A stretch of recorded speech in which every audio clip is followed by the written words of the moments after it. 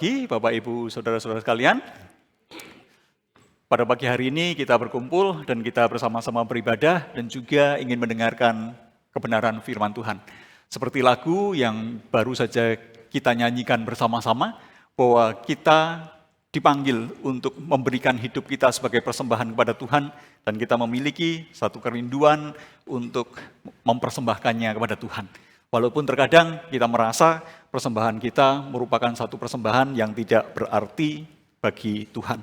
Pada hari ini kita akan berbicara tentang satu tema terkait dengan bulan pelayanan, yakni bertanggung jawab terhadap talenta dari Allah. Terkait dengan tema ini, mari kita bersama-sama membaca satu bagian dari kitab suci yang terambil dari Roma 12 ayat 3 hingga ayat yang ke-8 yang berbunyi demikian. Berdasarkan anugerah yang diberikan kepadaku, aku berkata kepada setiap orang di antara kamu, janganlah memikirkan hal-hal yang lebih tinggi daripada yang patut kamu pikirkan. Tetapi hendaklah kamu berpikir begitu rupa, sehingga kamu menguasai diri menurut ukuran iman yang dikaruniakan Allah kepada kamu masing-masing. Sebab sama seperti pada satu tubuh kita mempunyai banyak anggota, tetapi tidak semua anggota itu mempunyai tugas yang sama. Demikian juga kita, walaupun banyak, adalah satu tubuh di dalam Kristus. Tetapi kita masing-masing adalah anggota seorang terhadap yang lain. Demikianlah kita mempunyai karunia yang berbeda-beda menurut anugerah yang diberikan kepada kita. Jika karunia itu adalah untuk bernubuat, baiklah kita melakukannya sesuai dengan iman kita. Jika karunia untuk melayani, baiklah kita melayani. Jika karunia untuk mengajar, baiklah kita mengajar. Jika karunia untuk menasehati, baiklah kita menasehati. Siapa yang membagi-bagikan sesuatu, hendaklah ia melakukannya dengan hati yang ikhlas.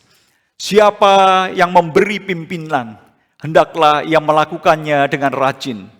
Siapa yang menunjukkan belas kasihan, hendaklah ia melakukannya dengan sukacita. Bapak, Ibu, Saudara-saudara sekalian, ketika kita berbicara tentang memberikan diri untuk melayani Tuhan, kita juga terlebih dahulu perlu memikirkan beberapa hal sebelumnya. Ya.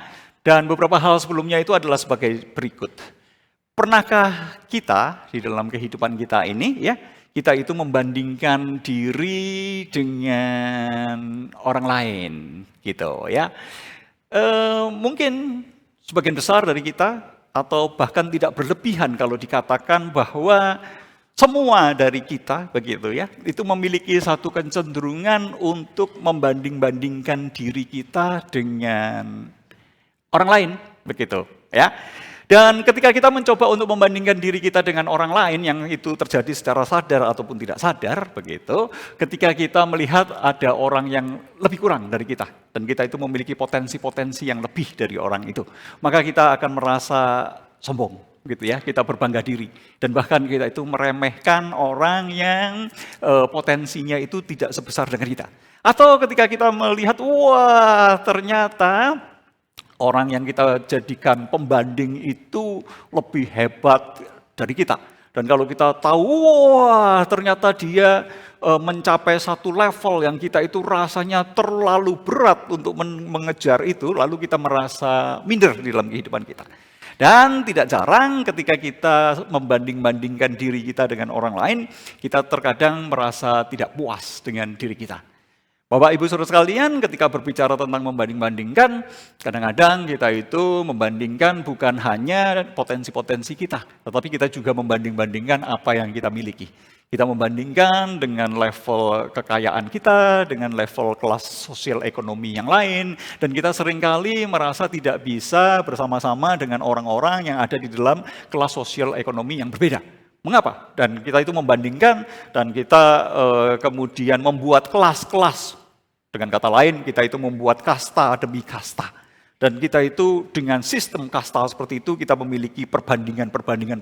Dan kita memiliki cara berpikir yang saling membandingkan satu dengan yang lain. Dan bukan hanya itu, Bapak Ibu sekalian, terkadang kita itu bukan hanya membandingkan harta kita, tetapi juga membandingkan relasi-relasi kita dengan orang-orang terdekat kita, begitu ya. Yang memiliki pasangan, kita mungkin akan membandingkan pasangan kita itu dengan pasangan orang lain. Dan kita berpikir, wah kalau pasanganku itu seperti ini, pasangan orang lain itu seperti ini, wah begitu bahagianya. Jikalau saya memiliki pasangan yang seperti itu dan betapa kurang beruntungnya saya karena saya memiliki pasangan yang seperti ini. Dan kita juga membanding-bandingkan anak kita dengan anaknya orang lain, wah anaknya orang lain itu seperti ini. Anakku kok nggak bisa begitu ya. Aku merasa frustasi untuk genjot anakku itu supaya bisa punya prestasi-prestasi yang membanggakan seperti anaknya orang lain itu. Nah, intinya Bapak Ibu sekalian, kita itu memiliki satu kecenderungan yang sedemikian besar untuk membandingkan diri dengan orang lain. Dan apa sih yang menjadikan kita itu terjebak di dalam satu situasi yang terus membanding-bandingkan seperti ini? Kita sebagai makhluk hidup itu kan dibentuk oleh lingkungan di sekitar kita. Dan kita itu beradaptasi dengan lingkungan kita. Dan termasuk di dalamnya kita itu beradaptasi dengan sistem, cara pandang dari dunia yang menjadi tempat kita hidup ini. Dan cara pandang dunia di mana kita hidup adalah satu cara pandang yang komparatif. Dan komparasi merupakan perbandingan, yang membuat perbandingan. Merupakan cara memang manusia bertahan untuk hidup. Karena apa? Karena dengan melakukan komparasi, manusia bisa memilih yang lebih baik, begitu kan ya? Dan dengan memilih yang lebih baik, manusia itu bertahan untuk hidup. Dan dengan satu kondisi yang seperti ini, maka di dalam melakukan apapun, kita itu cenderung melakukan perbandingan-perbandingan. Misalnya begini, ketika kita mau membeli gadget, begitu kan ya? Kita mau membeli gadget, kita perlu mengerti speknya gadget itu terlebih dahulu. Dan kemudian kita mulai membandingkan antara gadget satu dengan gadget yang lain. Dan kita melihat nilai positif dari gadget yang satu dibandingkan dengan gadget yang lain, dan melalui membandingkan itu kita melihat yang mana yang lebih untung. Kemudian kita lihat juga dengan perbandingan harganya, begitu kan ya. Toko yang satu dengan toko yang lain, produknya itu sama, tetapi yang satu itu harganya lebih murah. Kita pilih yang mana? Yang speknya sama, harganya lebih murah, pastinya begitu. Jadi membandingkan perlu apa enggak? Perlu gitu kan ya. Kalau nggak membanding-bandingkan, kan kita seakan-akan membeli sesuatu, memilih sesuatu, itu merupakan sesuatu yang tidak baik ya. Jadi membanding-bandingkan bukan dalam artian bahwa kita sama sekali menghilangkan daya nalar kita untuk tidak membuat perbandingan. Itu merupakan sesuatu yang memang kita butuhkan. Tetapi ketika sesuatu yang kita butuhkan itu menguasai seluruh hidup kita, menguasai seluruh sistem kita, termasuk relasi-relasi kita dengan orang-orang terdekat kita, termasuk dengan hubungan kita di dalam gereja, termasuk di dalam segala hal, maka di sana akan ada berbagai-bagai efek sampingnya. Dan kita bisa melihat bahwa di tengah-tengah dunia yang komparatif ini, kita juga hidup di tengah-tengah dunia yang individualis. Sehingga kita juga cenderung melihat bahwa keberhasilan itu bukan sebagai satu keberhasilan pribadi, bukan sebagai keberhasilan kolektif, tetapi lebih berfokus kepada keberhasilan pribadi. Itu menjadi sesuatu yang sangat penting sekali. Sehingga kita bersifat sangat-sangat kompetitif begitu ya. Jikalau kita belajar piano begitu ya, dan kemudian kita melihat ada orang lain yang memiliki kemampuan piano yang lebih dari kita, kita mungkin akan merasa kita perlu berkompetisi dengan orang-orang yang seperti itu. Supaya apa? Supaya kita itu menjadi yang the top. Karena ketika kita menjadi yang the top, kita itu memiliki satu perasaan, aku ini berharga. Aku ini diterima. Mengapa? Karena dunia itu mengajarkan kepada kita, kamu itu berharga, kamu itu diterima ketika kamu memiliki kualifikasi tertentu. Ketika kamu tidak mencapai kepada kualifikasi itu, maka kamu tidak diterima. Ketika kamu memiliki kualifikasi tertentu, kamu akan laku. Tetapi ketika kamu tidak memiliki kualifikasi tertentu, maka kamu tidak laku. Dan masing-masing itu secara individualis berkompetisi sedemikian rupa untuk menang di dalam perbandingan. Sehingga kalau dibandingkan dengan yang lain, kita itu menang dan kita itu laku. Bapak Ibu sekalian, kita juga bisa melihat bahwa di tengah-tengah pertandingan kompetisi ego yang seperti ini, yang diutamakan itu apa? Yang diutamakan itu adalah ambisi kita. Ambisi kita untuk mencapai puncak. Ambisi kita untuk menaiki social climbing. Dan kita itu menjadi pemenangnya itu sendiri. Dan itu terkait dengan apa? Terkait dengan harga diri. Mengapa? Karena seakan-akan kita itu tidak berharga. Tidak ada harganya. Jikalau kita itu kalah dengan kompetitor kita. Demikian juga ketika kita berrelasi, kita itu cenderung menggunakan relasi-relasi kita sebagai satu hubungan yang transaksional. Di dalam pengertian bahwa ketika saya bersahabat dengan kamu, apa sih untungnya bersahabat dengan kamu? Apa sih ruginya bersahabat dengan kamu? Jikalau kita melihat bahwa lebih banyak kita mendapatkan keuntungan ketika bersahabat dengan kamu, maka aku akan bersahabat dengan kamu. Tetapi ketika kita merasa bahwa merugikan punya teman seperti kamu, lebih baik aku tidak dekat-dekat dengan kamu, lebih baik aku tidak bersentuhan dengan kamu, lebih baik kamu tidak menjadi bagian dari komunitas kita, lebih baik aku tidak menjadi bagian dari komunitasmu, karena untuk menjadi komunitasmu ataupun bersentuhan dengan kamu, bersahabat dengan kamu, itu ada banyak ruginya. Kan kita itu selalu menghitung secara transaksional, untung rugi. Ya. Nah, coba kita lihat pada waktu kita memilih pasangan. Ya. Bagi yang sudah menikah, kita menyadari dulu waktu kita memilih pasangan, kita milih-milih kan, bukan nggak milih kan gitu. Waktu milih kita banding-bandingkan kan ya, kita bandingkan calon kita yang satu dengan calon kita yang lain. Ada juga yang nggak milih karena nggak ada pilihan gitu kan ya. Tetapi bagi kita yang punya pilihan, kita akan membanding-bandingkan dan dari perbandingan itu kita memilih. Dan pada waktu kita memilih itu kan ada unsur transaksionalnya. Lebih untung yang mana ketika saya itu menikah dengan ini atau saya itu menikah dengan itu begitu. Nah sayangnya Bapak Ibu sekalian, nasi sudah menjadi bubur dan kemudian menikah. Setelah menikah pun ternyata kita masih membanding-bandingkan. Bukan kita semua ya, ada yang masih membanding-bandingkan gitu. Membanding-bandingkan antara pasangan kita itu dengan pasangan orang lain, dan pada waktu kita membandingkan, kita merasa tidak puas dengan pasangan kita. Kenapa pasangan kita itu tidak seperti pasangan orang lain? Dan kita bisa melihat bahwa perbandingan-perbandingan seperti itu menguasai hidup kita, menguasai dunia kita, dan itu mentransformasi, mengubahkan cara berpikir kita. Dan pada akhirnya cara berpikir kita adalah cara berpikir yang sama seperti dunia ini. Dan celakanya Bapak Ibu Saudara sekalian, bahwa ukuran yang seringkali digunakan adalah popularitas, ya. Dan popularitas itu menjadi semakin tren sekarang dengan media sosial, di mana kita itu bisa memposting diri kita dan sebagainya, memperlihatkan kemampuan-kemampuan kita, dan semakin kita itu populer, maka harga kita itu naik. Kita itu sedang menjajaki hierarki sosial itu menjadi semakin tinggi, semakin kita itu populer, semakin kita itu laku, semakin kita itu berharga. Nah, di tengah-tengah situasi yang seperti ini, maka kita itu masuk dan memiliki satu kebutuhan. Kebutuhan untuk apa? Untuk pemenuhan diri kita, untuk pencapaian diri kita.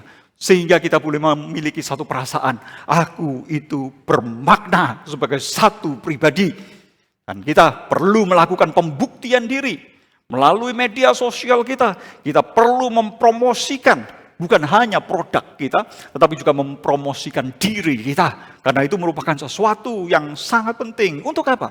Untuk social climbing. Kita itu mencapai, mendaki kepada hierarki yang tinggi, dan di situ kelas kita. Dan kita ingin naik kelas secara sosial kita. Namun Bapak Ibu Saudara sekalian, apakah kita itu menyadari bahwa kita sebagai orang Kristen itu dipanggil untuk mengalami satu transformasi?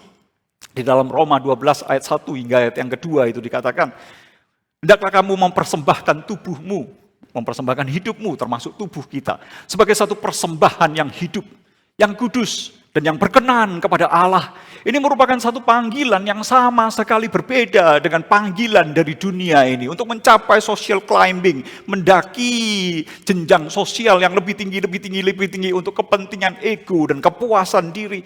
Tetapi di sini justru dipanggil untuk apa? Dipanggil untuk mempersembahkan diri sebagai satu persembahan yang hidup. Itu artinya apa? Ditaruh di altar, dan hidup-hidup kita itu dipanggang di situ, begitu kan ya. Memberikan diri kita itu sebagai satu persembahan kepada Tuhan.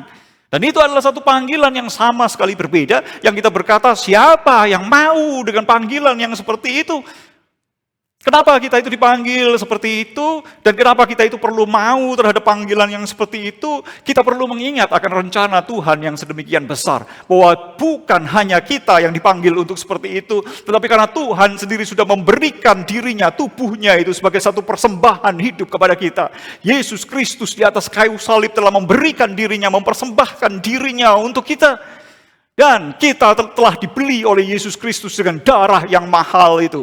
Sehingga hidup kita itu bukan milik kita sendiri, tetapi hidup kita adalah milik Kristus. Dan itu adalah panggilan Tuhan bagi kita orang percaya. Panggilan Tuhan bagi kita yang sudah ditebus ini.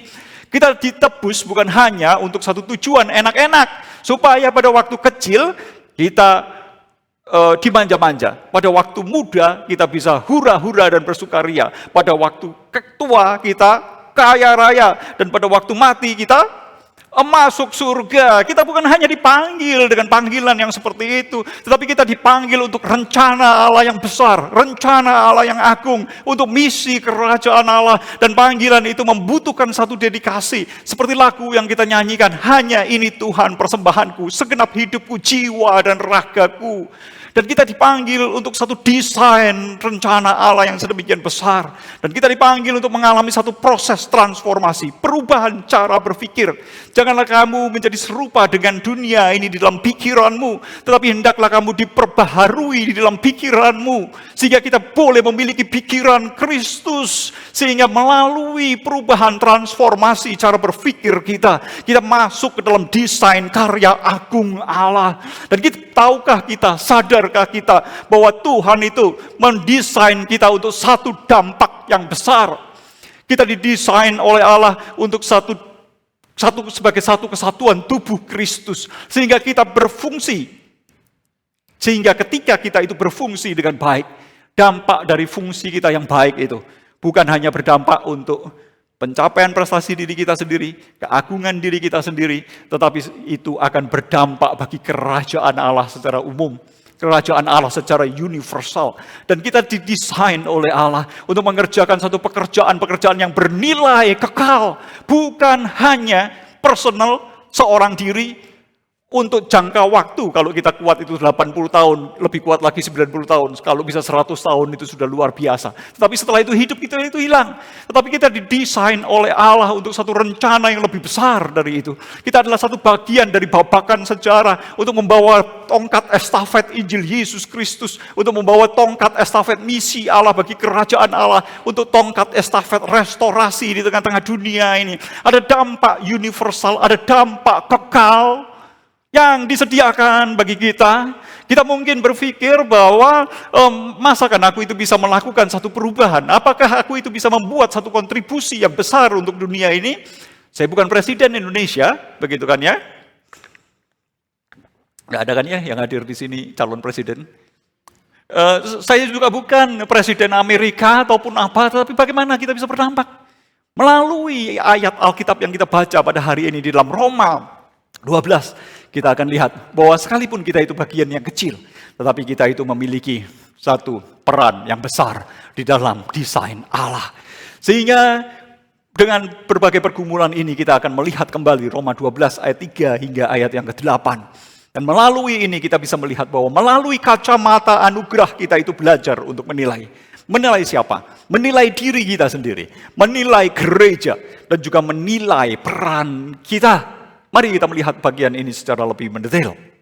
Ketika berbicara tentang menilai diri, Paulus di dalam Roma 12 ayat yang ketiga itu berkata, janganlah kamu memikirkan hal-hal yang lebih tinggi daripada yang patut untuk kamu pikirkan.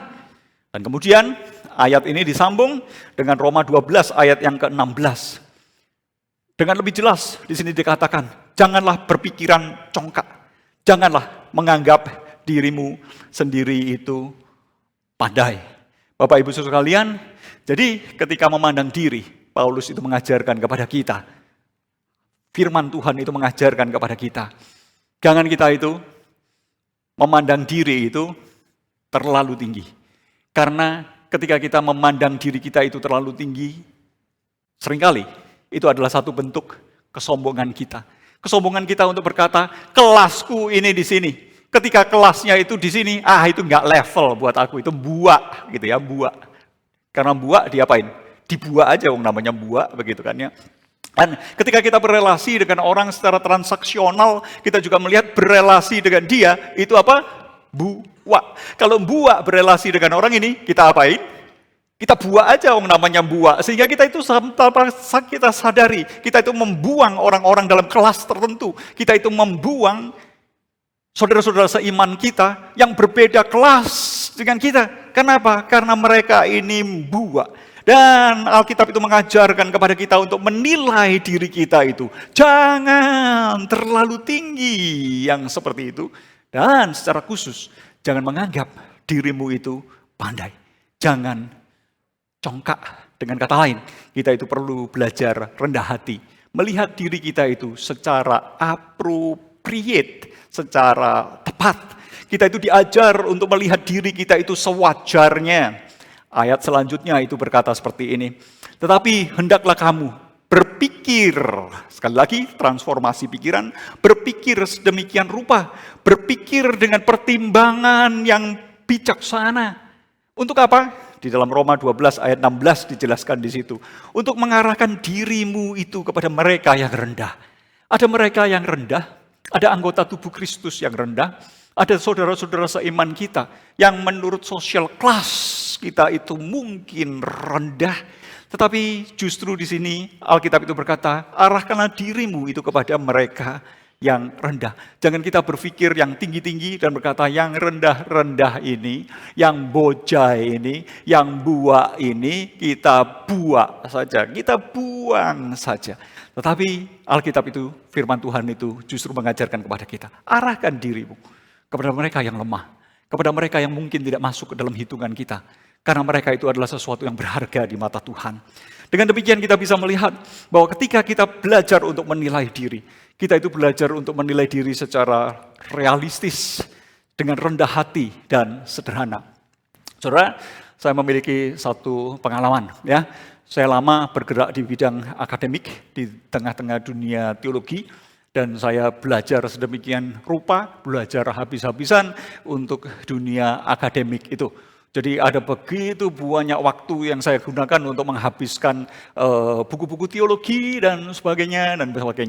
Dan satu saat itu saya diminta oleh kampus saya untuk mewakili pertemuan. Dan pertemuan itu adalah satu pertemuan yang cukup bergengsi di Indonesia, di luar negeri itu juga bergengsi. Kalau saudara mengenal Bible Society, ya Bible Society di Indonesia itu namanya Ikatan Sarjana Biblika Indonesia. Nah, pada waktu itu saya mewakili kampus saya berangkat ke satu biara di Malang, begitu. Dan di biara Malang itu saya seperti seorang jagoan dari institusi saya yang dikirim sebagai satu utusan dari institusi saya ketemu dengan jagoan-jagoan yang lain. Pada waktu saya datang ke sana, saya ketemu dengan seseorang yang sangat sederhana. Dan seseorang yang sangat sederhana itu membersihkan kebun, membersihkan taman, begitu ya. Dan saya tanya, saya datang dari STT ini, dan saya akan mengikuti ini, saya mewakili sebagai representasi ini, dan kemudian saya tanya informasi di mana tempat ini dan itu, dan dia menunjukkan di sana, di sini. Gitu. Saya berpikir dia itu tukang kebun, begitu kan ya. Ketika seminar itu berjalan, tiba-tiba dia salah satu pembicaranya. Dan waktu dia menjadi seorang pembicara, ternyata dia ngomong Jerman, ngomong Prancis, ngomong Yunani, ngomong Ibrani itu dengan sedemikian loncernya Bapak Ibu Saudara sekalian. Dan ternyata dia jauh lebih jago daripada banyak yang hadir di sana. Dan saya mulai belajar bahwa ada orang-orang yang kelihatan sedemikian sederhana, tetapi sebetulnya isinya itu banyak begitu. Saya memiliki satu teman, rekan begitu ya, Romo. Dia sudah memakai nama bahasa Indonesia dan kelihatan sangat sederhana. Kalau ngomong itu sederhana, tetapi sebetulnya dia adalah tokoh di balik penterjemahan Alkitab di Indonesia, Bapak Ibu Saudara. Tapi kalau kita ngomong dengan dia, seakan-akan dia itu berbicara dengan sesuatu yang sangat sederhana, sesuatu yang tidak kelihatan bahwa dia itu sedemikian inteleknya. Nah, itu adalah teman-teman romo-romo Katolik yang saya kenal melalui interaksi, diskusi seperti itu. Nah, saya sebagai orang Protestan, kita itu kan memprotesin yang orang-orang Katolik lakukan gitu ya. Salah satu yang mereka lakukan adalah praktek kaul kesederhanaan. Jadi berpikir sederhana, berkata sederhana, bertingkah laku sederhana. Sedangkan saya sebagai seorang Protestan itu ingin menunjukkan aku itu hebat, aku itu bukan orang yang sederhana. Tetapi melalui hal ini kita bisa belajar bahwa kita, Paulus itu mengajarkan, firman Tuhan itu mengajarkan bahwa ketika kita menilai diri itu jangan terlalu tinggi, tapi nilai diri itu sewajarnya. Dan terutama kita perlu menilai diri kita itu dengan kacamata siapa? Kita menilai diri itu bukan dengan kacamata dunia yang kompetitif dan komparatif itu, tetapi kita menilai diri kita itu dengan kacamata, dengan standar, dengan kapasitas iman yang sudah Tuhan percayakan. Di dalam kalimat selanjutnya Paulus itu berkata, hendaklah kamu itu menguasai diri menurut ukuran iman yang dianugerahkan Allah. Jadi kita menilai diri kita bukan dengan ukuran dunia, tetapi kita menilai hidup kita dengan ukuran iman. Ukuran iman yang dianugerahkan Allah itu kepada kita. Sehingga kita membangun identitas kita bukan berakar kepada penilaian diri kita, bukan dengan self achievement yang kita lakukan. Bukan dengan upaya-upaya kita, bukan dengan menggenjot diri kita di dalam pertandingan kompetisi itu sekuat mungkin dan kita membangun identitas kita. Identitas itu kelihatan kuat dan mengagumkan, tetapi sebetulnya identitas itu sangat rapuh sekali. Tetapi kita perlu belajar untuk membangun identitas kita, berakar kepada anugerah Tuhan. Dan ketika berbicara tentang berakar kepada anugerah Tuhan, maka kita itu belajar untuk puas. Puas dengan apa? Puas dengan bagian yang sudah Tuhan berikan kepada kita masing-masing. Puas dengan karunia kita masing-masing. Kita mungkin berkata, kalau kita itu puas, gampang puas, maka kita tidak bisa maju. Mengapa? Karena sistem dunia ini berkata, kamu tidak boleh puas dengan keadaanmu supaya kamu itu terus maju. Dan sistem dunia yang seperti ini bukan 100% salah begitu ya. Tetapi kita perlu berhati-hati bahwa sistem dunia yang seperti ini jangan sampai mendominasi kita, menguasai seluruh pikiran kita. Karena ada batas-batas tertentu, ada karunia-karunia tertentu yang mana kita itu diciptakan oleh Allah, didesain Allah untuk satu tujuan yang tertentu yang seperti itu. Dan kita perlu belajar untuk setia mengerjakan bagian kita dengan baik. Dan kita bukan melihat diri kita melalui kacamata perbandingan diri dengan yang lain. Dengan demikian, firman Tuhan ini mentransformasi kita dan membebaskan kita dari satu tirani. Tirani apa? Tirani keangkuhan. Dan dengan kita terbebas dari tirani keangkuhan itu, kita menemukan citra diri kita di mata Tuhan, bukan berdasarkan citra diri yang kita bangun sendiri sebagai citra diri yang rapuh. Sehingga dengan kita terbebas dari tirani keangkuhan dan menemukan citra diri di mata Tuhan, kita bisa mengakui kelebihan kita. Tetapi pada waktu kita mengenali kelebihan kita, kita tidak menjadi sombong olehnya. Dan kita boleh dengan terbuka menerima kekurangan-kekurangan kita dan kelemahan kita. Dan pada waktu kita mengenali kelemahan kita, kita tidak menjadi minder. Kenapa? Karena kita tahu bahwa identitas kita adalah dilihat dari kacamata anugerah yang sudah Tuhan berikan kepada kita. Dan bagaimana kita menilai diri ini akan juga berdampak kepada bagaimana kita menilai gereja. Kita bisa lihat dalam Roma 12 ayat 4 hingga ayat yang kelima yang berbunyi demikian. Sebab sama seperti pada suatu tubuh kita mempunyai banyak anggota. Tetapi tidak semua anggota itu mempunyai tugas yang sama. Di tubuh kita, setidaknya di wajah kita melihat bahwa kita memiliki mata, kita memiliki telinga, kita memiliki hidung, kita memiliki mulut. Di mulut kita ada bibir, ada lidah, ada gigi, ada air liur bahkan begitu kan ya. Tetapi semua yang ada itu memiliki fungsi yang berbeda-beda. Sebab sama seperti pada satu tubuh kita mempunyai banyak anggota. Tetapi tidak semua anggota itu mempunyai tugas yang sama. Jadi kita perlu memperhatikan di sini bahwa masing-masing itu didesain oleh Allah untuk tugas yang berbeda. Mata didesain dengan tugas yang berbeda dari telinga, dari hidung, dari mulut, dari lidah, dari gigi, dari lidah, dari air liur. Dan kita bisa perhatikan lebih lanjut di kuping. Kuping itu ada macam-macam lagi gitu ya, organ-organ dari kuping, hidung dan sebagainya. Dan masing-masing itu memiliki perannya yang berbeda-beda. Demikian juga kita, walaupun banyak, adalah satu tubuh di dalam Kristus. Jadi kita bisa melihat perbedaan itu bukan untuk dikomparasikan. Tetapi perbedaan itu adalah untuk saling melengkapi, untuk saling melayani satu dengan yang lain. Bukan berarti yang satu itu memiliki kelebihan dan yang satu itu pada akhirnya diabaikan. Karena tidak memiliki kelebihan seperti yang lain, berbeda fungsi. Jadi bukan tetapi kita bisa melihat adanya perbedaan fungsi di balik semuanya itu. Demikian juga kita, walaupun banyak, adalah satu tubuh di dalam Kristus. Tetapi kita perhatikan di sini, kita masing-masing adalah anggota yang seorang terhadap yang lain. Hal ini menjelaskan bahwa sebagai anggota tubuh Kristus ada unity and diversity, ada keberagaman, tetapi di balik segala keberagaman itu ada kesatuannya. Kita yang beragam ini adalah satu tubuh Kristus, dan setiap bagian itu terhubung dengan harmonis. Setiap bagian itu memberikan kontribusi positif kepada yang lainnya.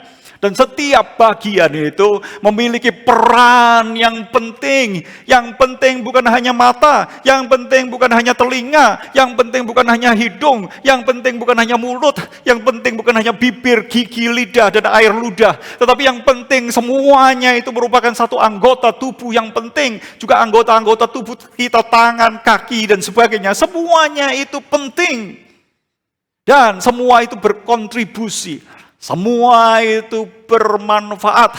Jikalau kita baca di dalam 1 Korintus 13, di situ bahkan digambarkan bahwa ada bagian-bagian tubuh yang kita anggap tidak layak, tetapi justru bagian-bagian tubuh itu yang penting gitu. Kita bisa bayangkan apa itu bagian-bagian tubuh kita yang kita anggap tidak layak. Tapi perhatikan, bagian-bagian tubuh kita yang tidak layak itu merupakan satu bagian dari tubuh yang memiliki peran yang sangat penting. Jangan dibuang, jangan dibuang.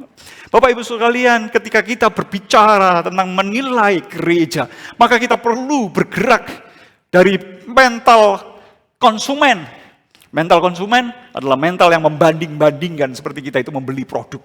Mengapa kita memilih GKA Elion? Karena GKA Elion punya kelebihan ini, itu. Dan kemudian kita datang sebagai konsumen, dan kita itu datang sebagai penonton, kita melihat apakah pertunjukan yang diberikan oleh GKA Elion itu menarik atau tidak menarik, atau pertunjukan di gereja lain itu yang lebih menarik, dan kita itu memilih pertunjukan-pertunjukan yang lebih menarik. Dan ini adalah satu mental konsumen yang pasif, penonton yang pasif. Tetapi melalui apa yang Paulus katakan di sini, Paulus itu mengajarkan, firman Tuhan itu mengajarkan kepada kita bahwa kita ditempatkan sebagai satu bagian dari anggota tubuh itu untuk berfungsi. Mari kita memikirkan apa kontribusi kita, sehingga pelayanan di GKA Elion ini bisa menjadi semakin efektif, bisa semakin bekerja sesuai dengan fungsi dan desain yang Allah tetapkan bagi GKA Elion ini. Apa kontribusi positifku? Ya. Jadi kita bukan hanya ditransformasi dalam pikiran kita untuk menilai diri kita sesuai dengan anugerah Tuhan, tetapi kita juga ditransformasi untuk menilai komunitas kita, kebersamaan kita di dalam perspektif anugerah Tuhan. Dan ini merupakan satu panggilan bagi kita untuk berpartisipasi aktif bagi setiap bagiannya. Jadi kontribusi kecil dari setiap bagian yang seakan-akan kita itu tidak perhatikan. Kita perlu berani untuk memberikan bagian kita. Saudara, saya memiliki banyak keterbatasan. Tetapi di dalam segala keterbatasan saya belajar untuk memberikan diri saya.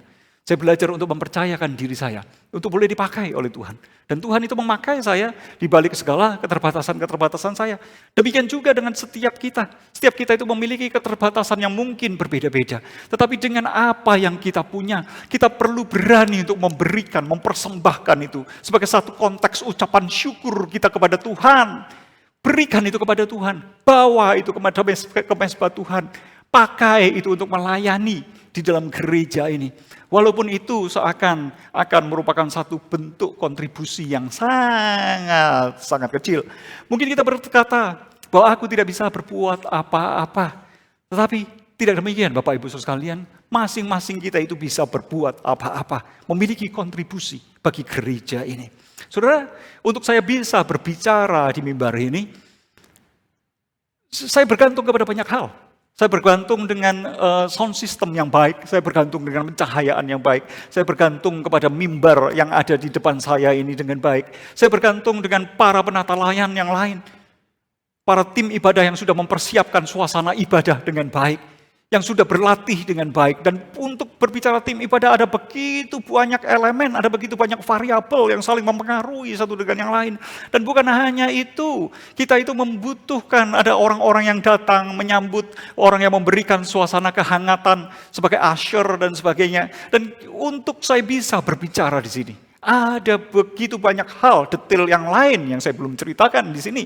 Tidak bisa dibahas satu persatu di sini. Tetapi untuk bisa berbicara seperti ini, dibutuhkan ada orang-orang lain yang dengan setia mengerjakan bagian mereka itu. Dan kita perlu belajar untuk mengapresiasi bagian-bagian kecil yang diberikan.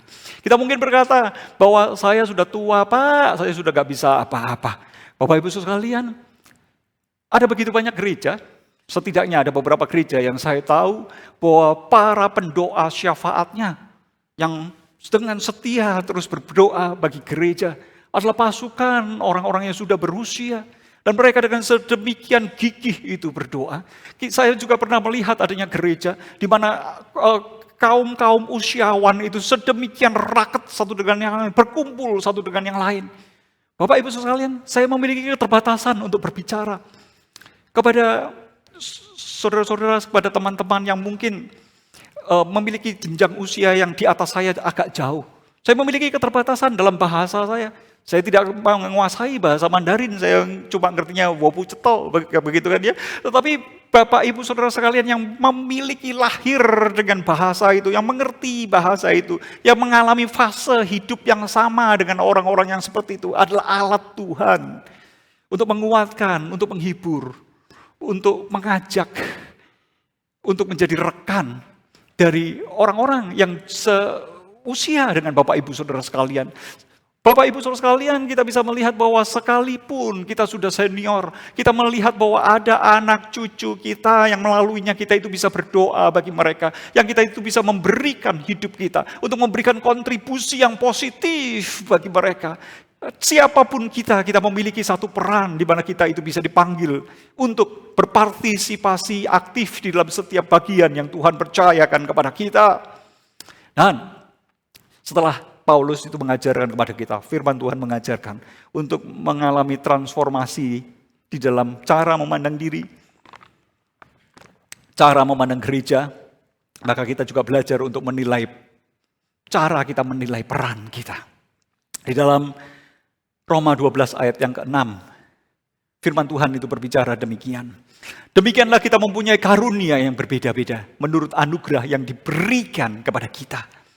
Jadi ada begitu banyak anugerah yang berbeda-beda dan itu dikaruniakan untuk melengkapi satu yang dengan yang lain.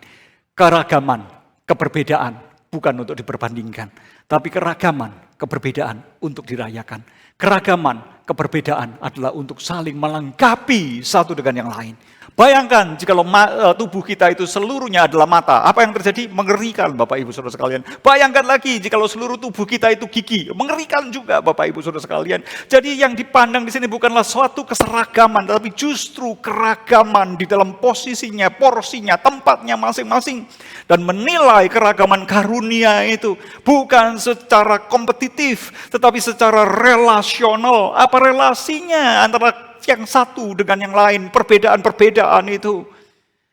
Jikalau kita melihat komposisi hamba Tuhan di Elion Satelit, kita bisa melihat keragaman, keperbedaan. Tetapi kita bisa melihat bahwa di balik semua keragaman dan keperbedaan itu bukan untuk dibanding-bandingkan, tetapi melalui keragaman dan keperbedaan satu dengan yang lainnya, kita itu saling melengkapi satu dengan yang lain. Kita memiliki peran yang berbeda-beda, fungsi yang berbeda-beda. Sehingga keragaman adalah satu bentuk panggilan untuk berkolaborasi, bukan untuk berkompetisi. Dan melalui apa yang firman Tuhan ini ajarkan kepada kita, kita perlu memiliki satu semangat di dalam menilai keragaman itu, dengan semangat yang saling merendahkan hati kita, dan setia mengerjakan bagian kita. Sehingga masing-masing anggota tubuh Kristus itu berfungsi optimal. Kita mungkin berkata, saya hanya bagian kecil, saya tidak bisa berkontribusi apa-apa. Mungkin kita berkata, saya hanya satu bagian dari sel, tetapi satu sel yang berfungsi, ketika itu bertemu dengan sel-sel lain yang berfungsi, itu mempengaruhi fungsi seluruh tubuh. Dan kita perlu memperhatikan bahwa Tuhan memanggil kita dengan satu desain khusus. Dan Tuhan memanggil kita untuk berpartisipasi aktif, berfungsi optimal. Dan melaluinya kita bisa melihat, kita perlu memiliki satu pendekatan yang seimbang. Jadi, siapa yang harus berfungsi? Bukan hanya sebagian kecil orang. Bukan hanya sebagian kecil orang yang kita harapkan untuk pontang-panting. Tetapi semua bagian itu dipanggil untuk berfungsi. Mengerjakan tanggung jawab kita bersama. Tanggung jawab itu dibagi-bagi. Dan melaluinya kita itu bisa memiliki satu pendekatan yang seimbang di dalam pelayanan. Kita itu menjaga ritme dengan banyaknya orang yang terlibat. Kita bisa menjaga ritme istirahat, kita bisa menjaga ritme untuk penyegaran. Sehingga tidak ada yang dikorbankan di dalam pelayanan ini, di dalam pengertian bahwa karena yang lain tidak berfungsi, maka dia harus berfungsi sendirian di dalam segala kelelahan, di dalam segala beban emosinya, di dalam segala beban keluarganya. Tetapi masing-masing kita dipanggil untuk memberikan diri, berfungsi dengan baik, menjalankan bagian kita. Lebih lanjut, Bapak Ibu Saudara sekalian, kita bisa melihat bahwa hal ini juga mentransformasi kepuasan kita di dalam pelayanan. Kita perlu mengingat bahwa prestasi pelayanan kita bukanlah untuk kebanggaan pribadi kita. Prestasi pelayanan dari GKA Elion ataupun dari yayasan-yayasan yang didirikan oleh GKA Elion, kita bisa melihat bahwa prestasi dari masing-masing itu bukan untuk kebanggaan diri kita, bukan untuk kebanggaan Elion, bukan untuk kebanggaan pribadi kita. Kepuasan pelayanan kita ketika kita melihat prestasi GKA Elion Satelit bukan untuk dibanding-bandingkan dengan GKA Elion yang lain, rayon yang lain. Kelebihan-kelebihan kita bukan untuk dibanding-bandingkan dengan semuanya itu, tetapi marilah kita bersama-sama saling melengkapi, saling mengerjakan, saling mendukung, saling mengembangkan satu dengan yang lain. Itu bukan untuk kebanggaan pribadi kita. Dan ketika kita berelasi satu dengan yang lain, kita perlu mengingat bahwa sifat dari relasi kita bukan semata-mata satu relasi yang bersifat transaksional. Untung apa aku, rugi apa aku berurusan dengan kamu. Tetapi relasi kita adalah relasi yang penuh dengan perhatian satu dengan yang lain. Apa yang bisa aku dukung dengan keberadaanku itu untuk mendukung saudara-saudara kita yang lemah. Kita juga mungkin berkata bahwa, Pak, saya itu sebetulnya masih muda, saya tidak bisa terlibat apa-apa, saya itu masih remaja dan sebagainya, begitu kan ya. Dan bagaimana kita itu bisa memiliki satu peran, bagaimana kita itu bisa melihat adanya satu prestasi di dalam pelayanan saya itu bukan siapa-siapa di sini. Saudara sekalian, pada waktu saya remaja, saya mulai menerima Yesus Kristus itu sebagai Tuhan dan Juru Selamat secara serius. Dan saya mulai meresponi panggilan Tuhan itu untuk melayani dengan serius. Itu pada waktu saya naik kelas dari 1 SMP ke 2 SMP. Dan saat itu ya saya melakukan apa yang saya bisa. Saya melayani di persekutuan remaja, saya melayani di persekutuan siswa. Dan saya aktif di persekutuan siswa di sekolah. Dan melalui pelayanan-pelayanan saya yang seakan-akan tidak berarti itu, Bapak Ibu sekalian, tetapi kita melihat sekarang bahwa banyak teman-teman sepelayanan saya yang waktu itu melayani bersama-sama. Saat ini menjadi tokoh-tokoh gereja. Saat ini menjadi para scholar dari teologi dan sebagainya. Dan mereka memiliki peran yang penting di dalam gereja dan di dalam pelayanan. Padahal kita semua dulu masih muda. Tetapi dalam masa-masa muda di mana kita belajar melayani bersama di dalam komisi remaja, di dalam persekutuan siswa, semuanya itu tidak memiliki dampak. Itu memiliki satu dampak bagi kerajaan Allah. Dan kita perlu melihat bahwa semua prestasi-prestasi itu bukan sesuatu yang digunakan untuk kebanggaan pribadi. Oh, kita bisa seperti ini, kita bisa seperti itu. Tetapi kita perlu menyadari bahwa kerajaan Allah itu membutuhkan kita. Kerajaan Allah itu membutuhkan generasi muda. Kerajaan Allah itu membutuhkan kaderisasi. Generasi muda Elion harus bangkit. Generasi muda Elion harus semangat. Generasi muda Elion harus kita dukung untuk mengalami pertumbuhan. Karena itu merupakan sesuatu yang sangat penting. Dan kita tidak menilai dengan penilaian transaksional. Ketika kita melayani segmen tertentu, apakah kita mendapatkan keuntungan yang lebih? Karena semua segmen, semua bagian itu perlu diperhatikan dengan baik. Dengan satu tujuan bahwa kita bersama-sama bergerak membangun tubuh Kristus. Kita bersama-sama melayani orang lain. Dan kita perlu menyadari bahwa kita didesain oleh Allah untuk satu dampak yang luas. Kita perlu menyadari bahwa kita adalah bagian dari sesuatu yang lebih besar. Kita adalah bagian dari anggota tubuh Kristus. Kita bukan hanya bagian dari GKA Elion Satelit, tetapi kita juga adalah bagian dari GKA Elion secara keseluruhan. Kita adalah bagian dari GKA secara keseluruhan. Kita adalah bagian dari gereja yang kudus dan am. Gereja yang tersebar di seluruh dunia ini. Gereja yang ada di sepanjang zaman. Dan kita adalah bagian dari anggota tubuh Kristus yang seperti itu. Ketika kita itu berfungsi dengan baik, kita akan memiliki dampak kepada GKA Elion Satelit dengan baik. Ketika kita GKA Elion Satelit itu memiliki dampak yang baik, akan berpengaruh kepada GKA Elion secara keseluruhan. GKA Elion yang berfungsi dengan baik akan mempengaruhi GKA secara keseluruhan. GKA yang berfungsi dengan baik akan mempengaruhi gereja yang kudus dan am itu. Dan kita bisa melihat bahwa kita memiliki bagian kita yang harus kita kerjakan. Karena kita berdampak kepada yang lain. Dan ketika kita tidak berfungsi, kita juga berdampak kepada yang lain. Kita perlu menyadari bahwa kita dipanggil oleh Allah untuk satu rencana yang besar. Rencana untuk mewujudkan kerajaan Allah di muka bumi ini. Dan untuk rencana Allah di muka bumi ini, kita bukan dipanggil untuk menjalani persaingan demi persaingan dengan gereja-gereja yang lain, tetapi saling melengkapi dengan gereja yang lain, berkontribusi dengan gereja yang lain, untuk mewujudkan satu restorasi bagi dunia ini, untuk mewujudkan satu transformasi cara berpikir, transformasi akal budi kita, yang berbeda dengan dunia ini, yang dipenuhi dengan persaingan, untuk pencapaian diri, untuk kebanggaan diri. Tetapi kita perlu menyadari bahwa kita adalah bagian dari transformasi yang sedang Tuhan kerjakan bagi dunia ini. Dan kita memiliki satu kontribusi yang besar. Kita memiliki kontribusi yang bersifat universal. Dan tidak ada karunia yang tidak berarti. Dan tidak boleh ada bagian-bagian yang kita anggap buak, tidak berarti. Kita buak saja dari komunitas ini.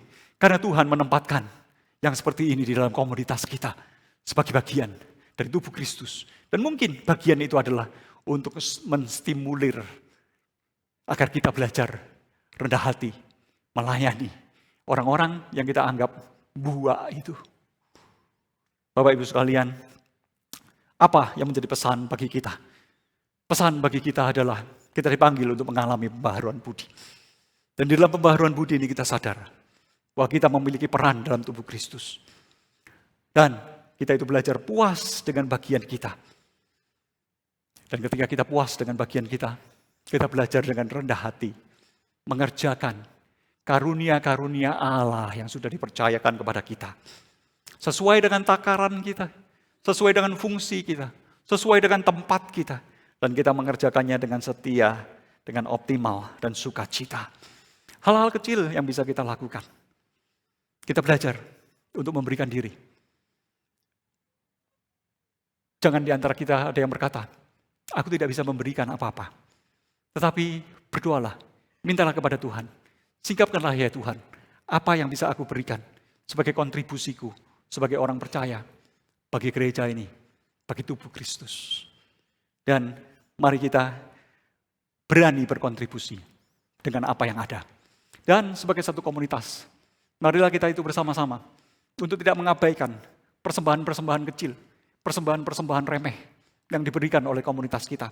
Kita mengingat pada waktu Tuhan Yesus itu melihat seorang janda miskin yang memberikan 2 peser.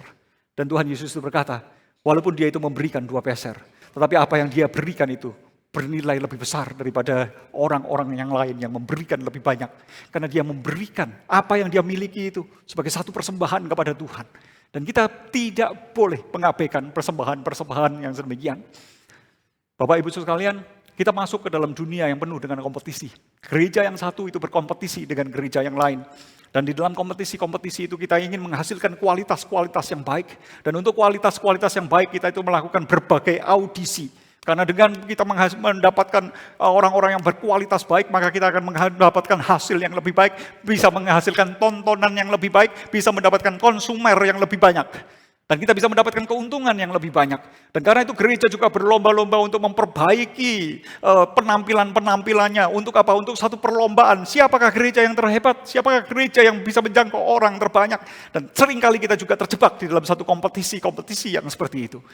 Jadi ketika kita melakukan audisi, tujuan kita adalah untuk menentukan apakah memang betul orang ini punya fungsi sebagai mata, punya fungsi sebagai telinga, dan sebagainya, dan sebagainya. Tetapi kita tidak menggunakan sistem kompetisi dan audisi, di mana itu merupakan satu bentuk pertandingan, sehingga ada kelompok-kelompok tertentu yang menjadi satu kelompok elit, orang-orang pilihan. Tapi kita perlu menghargai persembahan orang, persembahan dari jemaat yang mungkin bagi kita merupakan sesuatu yang tidak merupakan sesuatu yang betul-betul appealing, menyenangkan bagi kita. Tetapi itu satu persembahan yang dia berikan bagi kita. Memang kita tahu bahwa perlu ada kualifikasi tertentu. Tetapi di dalam memberikan suatu kualifikasi tertentu, kita juga perlu merangkul keberagaman, merangkul persembahan hidup yang diberikan dengan tulus dan sukacita kepada Tuhan. Dan marilah kita boleh memiliki sikap hati yang rendah hati. Dan kita belajar untuk saling melengkapi satu dengan yang lainnya. Amin. Mari kita berdoa. Kami datang di hadapan-Mu dan kami mengucap syukur untuk kebaikan-Mu. Dan kami berdoa biarlah Tuhan sendiri yang mentransformasikan cara berpikir kami. Mentransformasikan kehidupan kami. Dan transformasi kehidupan kami adalah transformasi bagi misi dunia ini. Biarlah Tuhan memberikan kesadaran-kesadaran yang dalam bagi kami. Bahwa kami dipanggil bukan untuk membeda-bedakan satu dengan yang lain. Tetapi kami dipanggil untuk berkolaborasi. Untuk saling melengkapi satu dengan yang lain. Untuk saling melayani satu dengan yang lain. Dan biarlah Tuhan sendiri menolong kami. Memberikan kerinduan kepada kami. Untuk meresponi panggilan Tuhan. Panggilan Tuhan bagi kami untuk mempersembahkan hidup kami. Mempersembahkan tubuh kami. Sebagai persembahan yang hidup, yang kudus. Dan yang berkenan kepada Allah. Dan biarlah Tuhan sendiri yang berkenan bekerja, menggerakkan kami. Biarlah Roh Kudus yang terus bekerja, melampaui dari batasan perenungan firman Tuhan pada saat ini. Dan biarlah Roh Kudus sendiri yang menggerakkan anak-anak Tuhan. Untuk di dalam segala keterbatasannya, berani mempersembahkan talenta yang sudah Tuhan berikan. Untuk berkontribusi bagi kerajaan Allah. Dan biarlah Tuhan yang memberkati kami, umat-Mu ini. Inilah doa kami yang kami panjatkan dengan iman di dalam nama Tuhan Yesus Kristus. Amin. Mari Bapak Ibu Saudara sekalian,